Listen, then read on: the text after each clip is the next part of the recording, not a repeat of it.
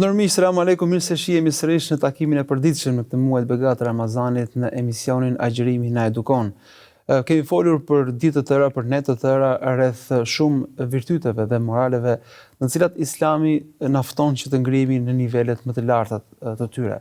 Sot do të flasim për lutjen, një trajtesë e cila vazhdimisht përmendet nga hoxhallarët për vlerën e saj, për dobinë e saj.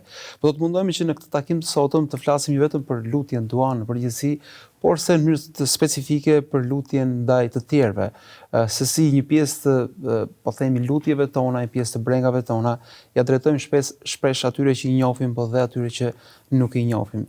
Dhe kemi kënaqësinë që këtë temë, pra për vlerën e lutjes ndaj të tjerëve, ta trajtojmë me hoxhën nderuar Blerim Rexha. Hoxh, mirë se vini. Mirë si gjej, Allah i shpëlbef për ftesën. Amin dhe juaj. Hoxh, le të ndalim pak të flasim, të përkujtojmë diçka rreth dobisë së lutjes. Pse lutja është një adhurim i cili përsëritet në mënyrë të vazhdueshme në këshillat fetare, çdo besimtar ka pjesë të jetës së tij. Sa e rëndësishme është lutja në përgjithësi? Po, bismillah, alhamdulillah, wassalatu wassalamu ala rasulillah. Allahun e falenderojmë, selamet dhe selavatet qofshin për më të dashurin ton Muhammedin sallallahu alaihi wasallam. Lutja është një prej adhurimeve më madhështore. Madje është nga adhurimet që pejgamberi sallallahu alaihi wasallam ka thënë është vetë adhurimi. Ad-dua huwa al-ibada. Lutja është vetë adhurimi. Me një transmetim që i atribuohet profetit sallallahu alaihi wasallam, thuhet që duaja është thelbi i adhurimit. E bukura e lutjes është që mund ta bësh në çdo rrethane dhe në çdo gjendje dhe nuk kurzohet as nga vendi apo nga koha. Sikurse namazi kurzohet kesh abdes, apo agjërimi, ta agjërosh nga mëngjesi deri në mbrëmje, apo haxhi me vend të caktuar, ndërsa lutja të shoqëron në të gjitha adhurimet përgjatë tërë jetës tënde. Lutja është ajo çfarë dietarët e kanë ndarë në dy kategori. Është lutje kërkesës dhe lutja adhurimit. Me një fjalë, lutja kërkesës është ato kërkesa të cilet ne ja bëjmë apo i parashtrojmë tek Allahu i lartësuar. O Allah, më jep këtë begati, o Allah, më ruaj nga zjarri i xhenemit dhe kështu me radhë. Ndërsa lutja adhurimit është me një fjalë e tërë jeta, e tërë adhurimit të cilën ne ja kushtojmë Allahut dhe shpresojmë shpërblimin dhe xhenetin prej Allahut të lartësuar ndaj nesh. Lutja është ajo në të cilën Allahu i lartësuar na fton neve që ta lutim. Sikur të dëgjonim për ndonjë njeri në jetën e kësaj bote, që është bujar dhe është i pastër dhe i ka rendet, dhe të na thonte dikush që ky le që është bujar, mirë po të gjitha kërkesat nuk i refuzon. Do të shpejtonim që t'i parashtronim ne kërkesat tek ai njeri. Madje, jo vetëm për veti, po do t'ju tregonim edhe të tjerëve që t'i parashtrojnë kërkesat nga dëshira që edhe të tjerëve t'i plotësohen ato dëshira dhe kërkesa. E Allahu t'i takon shembullin më i lartë. Ejse kemithlihi shay. Allahu nuk i ngjason asgjë. Allahu është më bujari. Allahu po na thirr, ud'uni astajib lakum. Pra të mos kursehemi me duat tona, me lutjet tona. Mos mendojmë se po e teprojmë duke u lutur. Padyshim. Madje lutjen duhet ta përjetojmë, duhet sikur po e dëgjojmë thirrjen e Allahut ndaj nesh. Po na thirr, është kur thirr më bujari, lutuni mua që unë t'i përgjigjem. Ndërkohë që Allahu është më i vërtetë në fjalët e tij, Allah e mban premtimin dhe nuk e thën. Kur Allahu të fton dhe të thirr, po të tregon që dua të përgjigjem. Leqet po të fton, ud'uni astajib lakum, lutuni mua që t'ju përgjigjem. Allahu në ajetet e agjërimit na tregon që është afër. E dëgjon thirrjen e lutësit. Është afër dhe na përgjigjet. Nuk mbetet tjetër veç që ne t'i drejtojmë duar drejt Allahut dhe t'i parashtrojmë kërkesat e kësaj bote dhe botës tjetër. Pra në jetën e besimtarit lutja është diçka e vazhdueshme, është diçka prezente, qoftë përmes adhurimit që ju thatë, pra çdo adhurim është një lloj lutje, po dhe përmes kërkesave për ndihmë, për begati.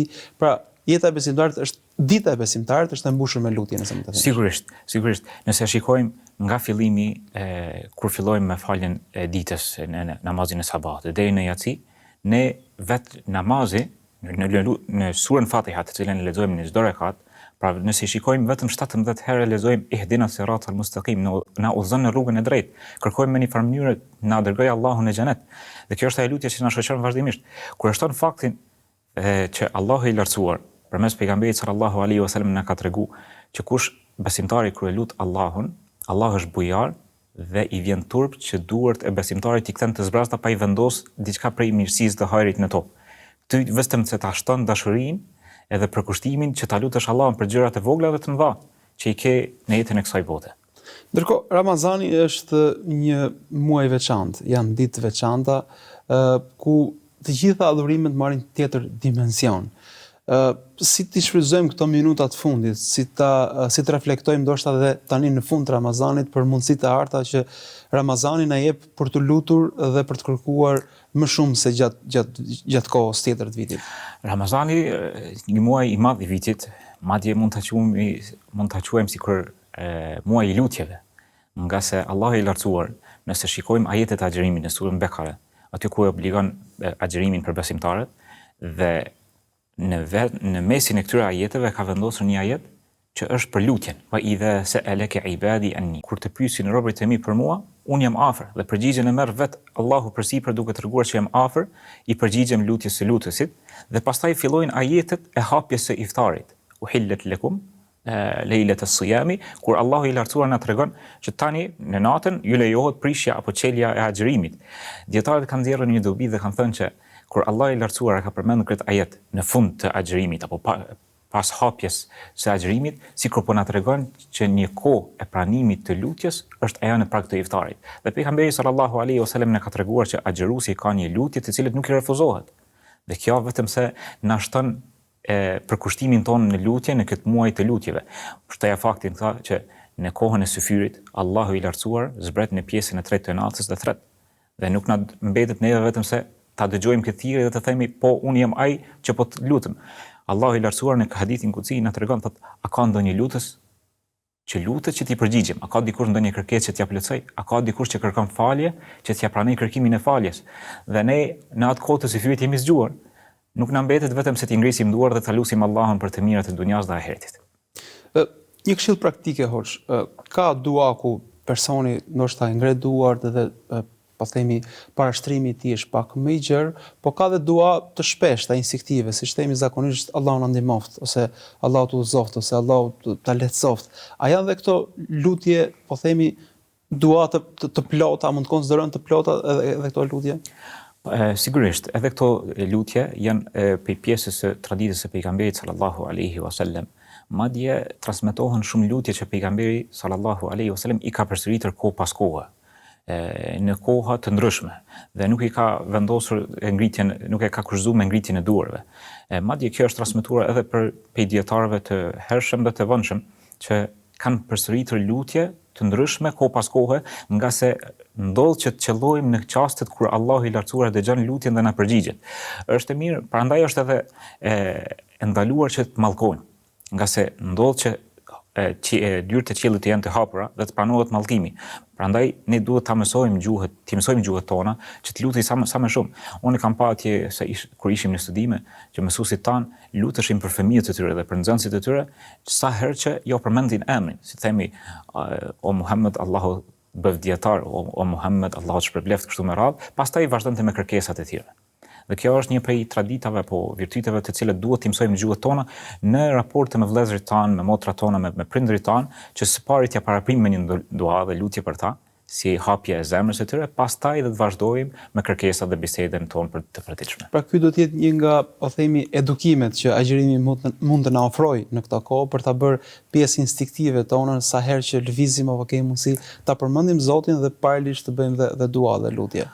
Sigurisht, sidomos nëse marrim parasysh kur në fillim të Ramazanit, na ka treguar profeti jon sallallahu alaihi wasallam që hapen dyert e qiellit dhe mbyllen dyert e zjarrit. Dhe thirr një thirrës, ja baghi el khair aqbil, o kërkues apo lëpës i mirësisë, përkushtohu dhe afroju mirësisë. Kjo vetëm se ta afron ty e lidhjen tënde me Allahun, nga se ty te ti bashkohen dy gjëra, gjendja fizike që i agjërueshëm dhe gjendja shpirtërore e ibadetit. Dhe tani ty po të plotësohen të gjitha elementet që t'jesh më afër Allahut dhe të dëgjohet thirrja jote tek Allahu, dhe këto shtoj lutjet. Ne nganjëherë Ilir tregohemi koprac me duat për të tjerët. Allahu i lartësuar, depot e tij janë absolute, s'kan fund. Ne nuk duhet të tregohemi koprac në lutjet tona, përderisa sahabët janë lutur për gjërat më të imta, madje edhe për nallanet e tyre, për kputcet e tyre janë lutur. Ka qenë pjesë e edukatës së tyre, ka qenë pjesë e përditshmërisë së tyre. Ndërkohë, një element që i veçon dhe i bën më të veçantë besimtarët musliman është elementi i vllazërisë. Pra ata duan për të tjerët atë që duan për vete. Ata luten shpesh jo vetëm për vete, për të mirat e tyre, për begatinë e tyre, për shpëtimin e tyre, por shpesh luten edhe për vëllezërit dhe motrat e tyre, një pjesë të cilët i njohin dhe një pjesë të cilët ndoshta nuk i njohin. Sa e veçantë është kjo? Çfarë vlere, çfarë peshe ka kjo? Zatën këtu del në pa bukuria e islamit, tek vllazëria islame. Kur ne jemi vëllezër me vëllezërit nga feja, pa pas afërsi farefisnore, afërsi të gjakut. Ne në përshëndetjen islame fillojmë duke u lutur për vëllezërit dhe motrat tona. Një farforme ti kur ti thu selamu aleikum wa rahmatullah, je ka lutesh për to që mëshira dhe bereqeti i Allahut ti kaloj Allahut tënd.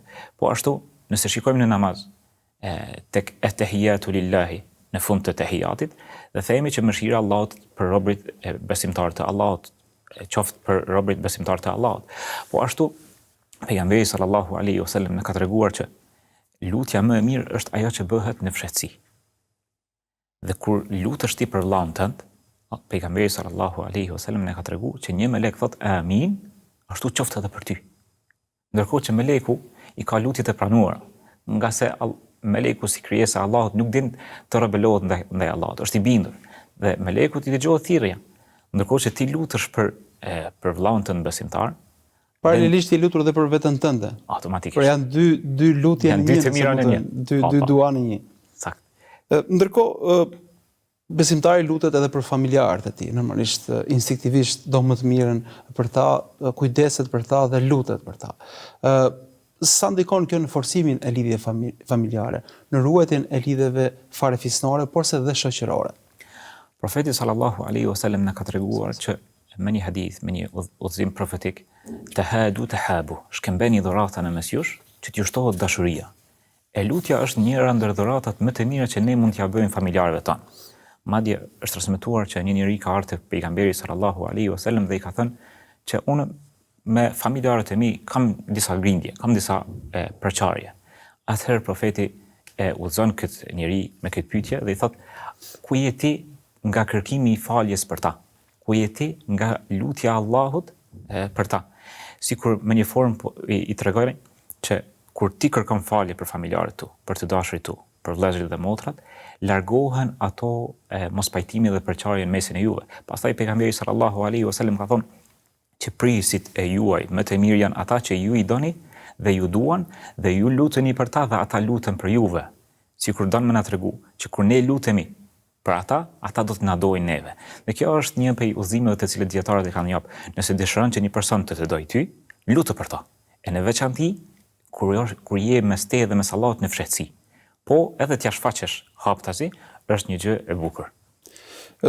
A tregon kjo një shenjë sinqeriteti, pra kur lutemi për dikën në fshehtësi, e pa e ditur ai tjetri, është një shenjë mirë se ndoshta Zoti na ka bërë për të sinqertë, dhe pasi gjithsecili prej nesh ka dilemën se sa të sinqert jemi, sa të vërtet jemi, sa e duam vërtet të mirën. A është kjo një shenjë e duhur? Pikërisht kjo është ai provimi në të cilin besimtari duhet ta kalojë që të jetë prej të sinqertëve. Nga se gjithsecili prej nesh haptazi mund të bëhemi burra të mirë, mund të kinse të shtirëm se jemi burra të mirë, po provimi vendoset kur jemi në fshehtësi. Gjithsecili prej nesh pranë vëllezërve dhe motrave mund të sillim me sjelljen më shembullore. Mirë, por kur jemi në fshehtësi, aty del në pa dashuria jonë dhe dashamirësia jonë ndaj tyre. Pejgamberi sallallahu alaihi wasallam na tregon që nuk ka besu dikush besim të plot derisa t'ia doj vllaut të tij atë çfarë do për vetveten. Ndërkohë që kur ti lutesh në fshehtësi, kjo tregon për zemërgjërsinë tënde, për dashamirësinë tënde, tregon për sidqin, për vërtetësinë që e ke në zemër. Dhe madje kur ti lutesh për vllaun tënd, duhet ta kesh parasysh se raporti yt me Allahun është në bazë të emrave të bukur të Allahut. Për emrat e bukur të Allahut është shekur, mirënjohësi më i mirë. Kur ti lutesh për vllaun tënd, Allahu ta vlerëson, është mirënjohës ndaj teje dhe ta shpërblen. Herët apo vonë, nuk do ta gjesh atë shpërblimin e asaj lutje. Nga se edhe pejgamberi na ka treguar që besimtari lutjet e tij janë të pranuara, ose i pranohet aty për aty, ose i depozitohet dhe i ruhet për në ahiret, në ditën e gjykimit, apo i bëhet si pengesë, mburoj për ndonjë fatkeqësie që ka pas me godit dhe mbëhet ajo lutje si mburoj ndaj tij. Ndërkohë, pjesa më sfiduese është lutja për ata të cilët ndoshta nuk i dua më shumë. Ndoshta janë her pas here ndoshta edhe rivalët tanë, konkurrentët tanë në jetën e kësaj bote, po ndoshta me një pjesë kemi edhe keqkuptime, kemi ndoshta edhe konflikte. A ka lutje për këtë kategori, a duhet të lutemi, a obligohemi, a ka shpërblim, si është trajtimi i këtij aspekti? Nëse vrejmë librin e Allahut të lartësuar, e shohim udhëzimin për të cilin na jep neve në Kur'an, duke na thënë për besimtarët të cilët i luten për besimtarët që kanë parakaluar para tyre, duke thënë Rabbana ighfir li ikhwanina alladhina sabaquna bil iman wa la taj'al fi qulubina ghillan lil ladhina amanu. Allah o Zoti jon, fali besimtarët të cilët na kanë parakaluar neve me besim dhe mos lë në zemrat tona urrëtie dhe smir dhe zilin ndaj tyre. E shikojmë, ky është udhëzimi të cilin besimtari duhet ta ndjekë. Tek çështja e mërisë, tek çështja e zilisë ndaj të tjerëve, apo ata të cilët neve na kanë bërë padrejtësi, na kanë bërë zullum, njeriu është i prirur që të hakmerret. Mirë po, ajo çfarë e shkarkon këtë hakmerrje nga zemra besimtarit, nga se ky pezëm më së shumti e dëmton vetë besimtarin, çështja e parë që duhet ta bëj është që të lutet për ta. Pra nëse gjejmë forcë që të lutemi për të, do thotë se ndoshta e kemi fituar këtë betejë me veten tonë së pari. Sepse do forcë diçka e tillë. Duhet ta sforcoj vetveten jashtëzakonisht shumë, duhet ta luftoj. Nga se këtu është ajo poenta që ky është ai provimi në të cilin ti duhet të kalosh. Ta luftosh vetveten dhe të lutesh për to. Të lutesh për to për mirësitë e dunjas dhe ahiretit, duke kujtuar faktin se një melek thot për ty qoftë ashtu. Dhe kjo është ajo çfarë ty ta liron. Dhe në mënyrë rrjedhore dhe atij do t'i largohet ai pezëm me lejen e Allahut dhe ndodh që ky kthim i mirë i joti ndaj tij, në atë sjellje të vrarë që ka pas ndaj teje, të kthehet me mirësi. Allahu i lartësuar thot: "Wa ma jazaa'ul ihsanu illa al-ihsan", dhe nuk është shpërblimi për të mirën veçse e mira. Dhe kur fillon me lutje, pastaj ti edhe kur do të takohesh, do t'i buzëqeshësh. Nga se vetëm se je lutur ti kur ke qenë në fshehtësi me Allahun dhe vetëm se i ke largu pengesat mes teje dhe mes atij. Dhe shejtani me një farforme e ka humbur betejën dhe ti ke dalë triumfues. Një aspekt tjetër i rëndësishëm është dhe ndjesia e të qenurit një bashkësi, të qenurit një ummet, të qenurit krenar që i përket një grupi të madh njerëzish me të cilët ndanë të njëjtat besime, të njëjtat parime, të njëjtat vlera. Sa duhet të jetë pjesë e përditshmërisë lutja për besimtarët në përgjithësi, si ummet, si bashkësi? Besimtarët e shohin veten si pjesë e ummetit dhe ummeti në përgjithësi, ashtu siç e ka përshkruar profeti sallallahu alaihi wasallam, është sikur një trup. Nëse një pjesë vuan dhe ka dhimbje, e ndjen edhe pjesa tjetër. Ndaj edhe besimtari kur e sheh gjendjen e ummetit, e ndjen një farë dëmshurie dhe ndjen një farë keqardhje për gjendjen e tyre dhe lutet për ta, nga se e sheh vetëm pjesë e saj. Nëse një pjesë e ummetit përmirësohet, do të përmirësohet edhe gjendja e tij automatikisht. Dhe besimtari këtu e merr një mësim, që sa herë të sheh dobi, të sheh begati tek të tjerët, duhet qysh është udhëzimi i pejgamberit sallallahu alaihi wasallam të thotë masha Allah tabarakallah, dhe një farformë është lutje për begati që Allahu t'ju jep. Madje i lirë janë disa vende ku Allahu i lartësuar përmes pejgamberit sallallahu alaihi wasallam na ka treguar që pranohen lutjet, sikurse dita e Arafatit apo ora e fundit, çastet e fundit të ditës së xuma, në prag të iftarit. Mirë, po është një vend tjetër, të cilët shumë pak ndoshta përmendet. Është ai rasti kur ti e sheh ndonjë begati tek vllau yt, tek një pjesë e xhamatit. Në ato momente, nëse ti e lut Allahun për ato mirësi, duke lutur Allahun që edhe atij t'ja begatoj, dhe t'ja shtoj dhe t'ja ruaj, është nga mundësitë dhe çastet kur Allahu ty ta pranon lutjen. Dhe argument për këtë është kur Zakaria alayhi salam hynte tek Mariemja dhe i shinte ato begati të ushqimeve të ndryshme në stinën e verës dhe të dimrit, prej frutave dhe ushqimeve, i tha: "Anna laki hadha", prej nga e ke? Prej ka po të vinë këto? Mariemi u përgjigj se janë nga Allahu, ai e furnizon këtë doj pa hesab. Hunalika da'a Zakaria rabba, Zakaria aty e luti Allahun. Dhe tha: "O Allah, jepem pasardhës, habli min ladunka dhurriyatan tayyiba", jepem pasardhës familje të mirë. Innaka sami'ud du'a, ti e dëgjon lutjen. Dhe aty Allahu i lartësuar ja pranoi për lutjen e Zakariait dhe e furnizoi me fëmijë dhe ja dha Yahyan. Dhe këtu e shohim se ne kur i mbledhim të gjitha këto elemente, ti sa herë kalon në rrugë dhe e sheh pjesëtar të muslimanëve takon në xhami që e gëzojnë ndonjë begati, ti do të lutesh për ta. Dhe në ato momente kur lutesh ti për ta për begati, janë çaste kur ti mund ta lutesh Allahun për begati që edhe ty t'i jep, nga se fadlullahi wasi', mirësitë e Allahut janë të gjera, nuk kanë të ndalura. Mos ti analizojmë mirësitë e Allahut sikurse me matematikat tona të dunjas. Ato janë pa kufi. Mjafton që ta lutësh Allahun nga sa është bujar. Në ato momente kur sheh begati, ta lutësh edhe për ata dhe për vete. Dhe njëkohësisht kjo vlen si shtytës që ta falënderosh Allahun për begatit që i kanë ata dhe që të begatojnë edhe ty. Nga sa Allahu i lartësuar thot: "Wa idh ta'adhana rabbukum la in shakartum la azidannakum", kur ju falënderoni, Allahu ju ushton ato juve. Atëherë si lidhet lutja për të tjerët me mëshirën dhe begatinë e Ramazanit? Lutja për të tjerët në lidhje me mëshirën që zbret në muajin e Ramazanit ka të bëjë me raportin ton me Allahun e lartësuar. Nga se dietarët i kanë përmendur në krye të tyre Ibn Qayyim thotë është një rregull se si i trajton ti të tjerët, Allahu do të trajtojë ty. Prandaj edhe kanë ardhur shumë udhëzime nga pejgamberi sallallahu alaihi wasallam, mëshironi ata që gjenden poshtë jush, që ti mëshiroj ai që është sipër jush, për Allahun e lartësuar. Dhe në muajin e Ramazanit duhet të del kjo në pa dhe më shumë. Ne kërkojmë faljen e Allahut, sidomos në 10 e fundit. Ndërkohë që ne duhet t'i trajtojmë të tjerët me falje, dhe duhet t'i mëshirojmë, dhe t'i tolerojmë, duke shpresuar që Allahu i lartësuar të na trajtojë edhe neve me falje dhe me mëshirë dhe të na tolerojë për tmetat dhe lëshimet të cilat i bojmë. Kjo është një rregull që pejgamberi sallallahu alaihi wasallam vazhdimisht na ka udhëzuar dhe na ka orientuar që kush e liron barrën e një besimtari në jetën e kësaj bote, Allahu i lartësuar do t'ia lehtësoj barrën dhe do t'ia lirojë problematikat në ditën e gjykimit. Kush ja largon një hall, Allahu ja lartësuar ja largon një hall atij, një gjendje, një problematikë që e ka. Dhe kjo është një udhëzim të cilin ne duhet të na ndjek, të na shoqërojë gjatë tërë jetës. Ky raport ne me krijesat është lidhje horizontale dhe pastaj me kemi lidhjen vertikale me Allahun. Ti trajtoj krijesat me mëshirë dhe butësi, ashtu qysh Allahu i lartësuar dëshiron ty të trajtoj. Një pjesë tjetër e rëndësishme është interesimi për të tjerët. Pra besimtari nuk është një qenie individualiste që interesohet vetëm për hallin dhe problematikën e vet. Madje në një hadith profeti alayhis salam thotë se nuk është përnesha i cili nuk interesohet për hallat, problemet e besimtarëve kudo qofshin ata. Si duhet i përfshim, po themi së paku në lutjet tona, ato po themi vende të cilat mund të jenë përfshirë në fatkeqësi, në sëmundje dhe në situata të vështira. Interesimi jon për umetin e kemi se besimtari nuk është individualist, nuk është egoist, na mëson Islami në shumë mësime.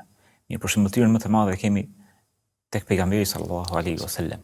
Në ditën e gjykimit, në hadithin e gjatë të ndërmjetësimit, kur të gjithë profetët shkojnë njerëzit që të fillojë gjykimi, lidhe e lusin Ademin, pastaj shkojnë te Nuhu, te Ibrahimi, te Musai, te Isa, të gjithë thonë nefsi, nefsi, vetja ime, vetja ime. Ndërkohë, profeti jon sallallahu alaihi wasallam thot ummeti, ummeti. Dhe thot umeti im, umeti im. Këtu një formë tregon dëmshërinë dhe mëshirën që e ka për umetin e tij, po njëkohësisht na mëson edhe neve që ku duhet të jetë brenga jon dhe ku duhet të jetë halli jon. Të themi umeti jon. Mirë po, se paku duhet t'i shoqërojmë umetin, pavarësisht vendit, pavarësisht ngjyrës së lëkurës, pavarësisht ku gjenden, t'i shoqërojmë në lutje. Nëse nuk kemi mundësi ju ndihmojmë fizikisht apo materialisht, së paku ti ndihmojmë me lutjet tona, të mos e harrojmë. Kjo është minimalja që që duhet ta bëjmë është që ti shoqërojmë në lutjet tona. Nëse shikojmë namazin ton, në pjesën nga suneti që në fund të namazit është të lutemi për besimtarët. Rabbighfirli wa liwalidayya wa lil mu'minina yawma yaqumul hisab. O Zot, falë mua, prindërit e mi dhe besimtarët në ditën e gjykimit. Është një lutje të cilën ty shoqëron në çdo namaz. Dhe si ka mundësi nëse ti lutesh për besimtarët në çdo namaz, pastaj të mos interesohesh dhe të jesh shpërfillës ndaj tyre, së paku duhet ti shoqërojmë në lutjet tona dhe në dertet tona muslimanët kudo që gjenden mbar botën. Dhe në përfundim disa këshilla praktike se cilat janë ato lutje që janë të gabuara. Pra ka njerëz që luten, po ndoshta luten në formën e gabuar. Mallkimi është një lutje, por se është paralelisht dhe e kundërta e lutjes. Disa këshilla në këtë aspekt. Besimtari duhet të jetë vigjilent në lutjet e tij, nga sa Allahu i lartësuar e dëgjon çfarë thot. Dhe para së gjithash Allahu e din edhe gjendjen e besimtarit. Pejgamberi sallallahu alaihi wasallam na tregon që besimtarët i pranohen të gjitha lutjet. Ose i përgjigjet aty për aty, apo i ruhet për ditën e gjykimit, apo e mbron Allahun nga ndonjë sprova apo fatkeqësi që ka pas miku ditë, dhe vazhdon hadithi thot, përveç se nëse lutet për shkëputje të lidhjeve farefisnore, apo ngutet në lutjet e tij dhe thot u luta, por nuk mu përgjigj Allahu. Këtu e shohim se pejgamberi sallallahu alaihi wasallam na ka orientuar që mos bëjmë dua kundër nesh. Madje kemi udhëzimin kur pejgamberi sallallahu alaihi wasallam e orienton dikë prej sahabeve duke u falur namaz të natës, i ka thënë kur vjen gjumi shumë, atëherë bie pusha dhe flej dhe mos u fal në sforcim, nga se ka mundësi shejtani t'i përshpërit besimtarit dhe të lutet kundër vetvetes. Dhe nëse qëllon ajo kohë ku pranohet lutja, siç është pjesa e tretë e natës, atëherë do të ketë një fatkeqësi shumë e madhe dikush ta lut Allahun kundër vetvetes. Prandaj besimtari është vigjilent dhe është i matur në veprimet e tij, në fjalët dhe në veprimet e tij dhe në qëndrimet e tij, dhe lutet vetëm pse hajër. Thot pejgamberi sallallahu alaihi wasallam, kush e beson Allahun dhe ditën e gjykimit, le të flet vetëm mirë. Pastaj Allah thot: "Wa qulu lin-nasi husna", dhe thujani njerëzve fjalë të mira, thujini fjalë miradije, fjalë lavdërimi. Besimtari prandaj duhet të jetë i matur në lutjet e tij dhe të lutet vetëm për hajër.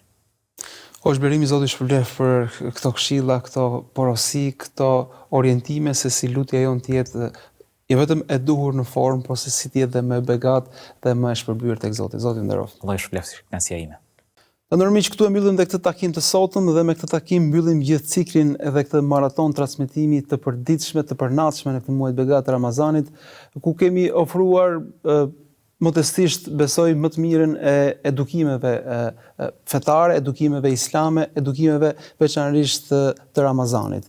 Shpresoj dhe lut Zotin që të jenë këto edukime, mësime dhe shkollë të cilat jetësohen edhe mbas këtij muaji të begat dhe kthehen në pasuri dhe në begati për jetën tona, për familjen tonë dhe për gjithë muslimanët. Duke lutur Zotin që gjithçka të ketë qenë pranuar dhe e dobishme, shpresoj për ju që begatia dhe mirësia e Zotit të vazhdojë edhe përtej këtij takimi së bashku. Kalofshi sa mirë.